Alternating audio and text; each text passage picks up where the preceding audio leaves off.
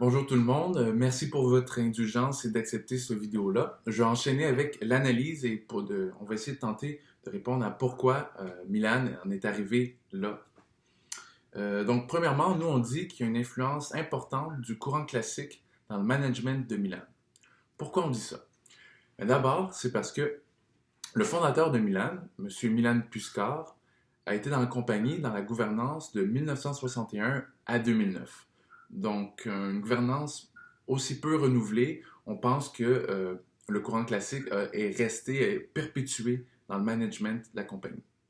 Deuxièmement, on dit que la nature même de la compagnie fait en sorte que euh, fait en sorte que l'administration des choses est importante. En effet, Milan est une compagnie manufacturière, donc elle fabrique des médicaments et les livre à ses clients. Donc, euh, donc pour eux autres, c'est important la productivité, l'efficacité, et donc l'administration des choses va être très importante aussi. Finalement, un des symptômes du courant classique a été la surrémunération des dirigeants. Et c'est ce qui s'est passé chez Milan. Les CEO, les exécutifs ont été accusés, ou pas accusés, mais ont été pointés du doigt de s'être surrémunérés alors que le prix de l'épipène montait lui aussi. Donc, on pense que ce focus-là, cette concentration-là sur l'administration des choses a fait en sorte que la compagnie a délaissé les personnes, les parties prenantes qui faisaient partie de l'équation de l'épipène. Ensuite, on dit aussi que la situation de la stratégie de prix d'un médicament est complexe. En effet, il y a beaucoup de parties prenantes dans cette équation-là. On a aussi identifié deux caractéristiques à la complexité de la situation, soit en premier lieu la dialogique. Donc ça, la dialogique, c'est lorsque deux logiques sont concurrentes. Dans le cas de Milan, bien, un médicament, on voudrait qu'il soit accessible à tous, et ça devrait être traduit avec le prix le plus faible. Par contre, la compagnie pharmaceutique, elle elle doit maximiser sa rentabilité, doit maximiser son profit, ses revenus. Et pour ça, ben, logiquement, il faudrait qu'elle monte le prix de son médicament. Donc, c'est ça qu'on veut, c'est ça qu'on démontre par deux logiques concurrentes.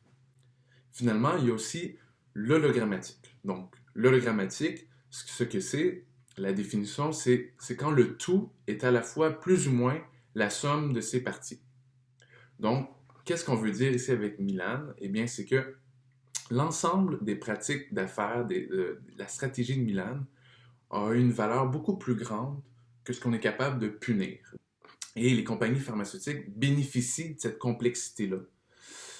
À titre d'exemple, Milan a été accepté de payer 465 millions comme amende, mais les deux dernières années, en 2015 et 2016, de l'EpiPen, la compagnie générait des milliards de dollars par année, juste avec ça. Finalement, dans l'analyse, on a analysé aussi la stratégie. L'EpiPen, pour Milan, c'était un produit vedette. Donc, si on se base sur le modèle de la matrice BCG, un produit vedette, c'est un produit qui a beaucoup de parts du marché et dont le marché est en croissance. C'est exactement le cas de l'EpiPen. Et ce que propose le modèle de BCG, c'est d'investir dans ces produits vedettes-là pour maximiser la rentabilité. C'est ce que fait Milan et on pense que cette stratégie-là a fait en sorte qu'on a oublié les parties prenantes, on a oublié les patients derrière le produit. Donc, ce qui m'amène à la critique de la situation. En premier lieu, on va critiquer l'éthique de la gouvernance.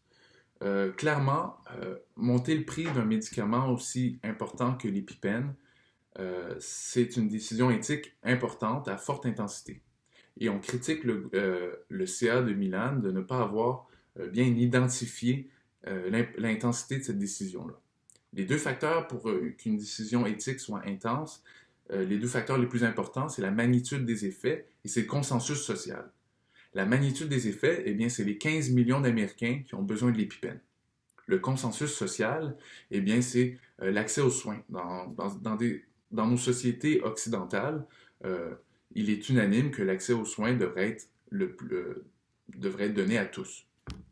Ensuite, en analysant les processus internes de la compagnie, ben, en surface, sur papier, Milan a tous les outils pour faire face à ces situations-là à ces décisions éthiques-là. Mais pourtant, dans les faits, dans les actions, Milan ne réussit pas, ne respecte pas ses valeurs ou ses principes éthiques. Tout ça, ça nous mène à critiquer, ça nous mène à dire que ben, peut-être que ces codes d'éthique-là, c'est juste une couverture, c'est un front, et puis ça amène juste les compagnies pharmaceutiques à apporter un double discours. Finalement, pour clore la critique sur l'éthique, Milan a échoué son calcul éthique, mais a réussi son calcul économique. Ensuite, j'enchaîne avec la critique de la rémunération des dirigeants. Donc, encore là, c'est une situation complexe, mais il faudrait peut-être revoir qu'est-ce qui est basé sur la performance et qu'est-ce qui ne l'est pas lorsque ça touche des industries sensibles comme la santé.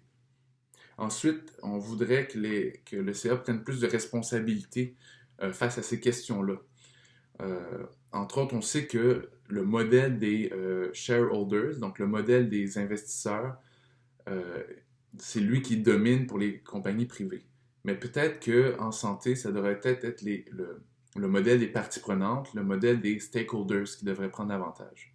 En fait, c'est ce qu'on critique aux compagnies pharmaceutiques en ce moment. Ensuite, on va dire aussi qu'il y a un contrôle insuffisant de l'État. Ça a pris 7 ans avant que l'augmentation du prix de l'épipène soit détectée. Ça, selon nous, c'est trop long et l'État devrait avoir un contrôle beaucoup plus proactif et en continu pour réduire le temps de détection de ces situations-là qui sont injustes et qui défavorisent une majorité de personnes, une majorité de patients. Donc, je vais laisser mes partenaires enchaîner avec les recommandations. Merci.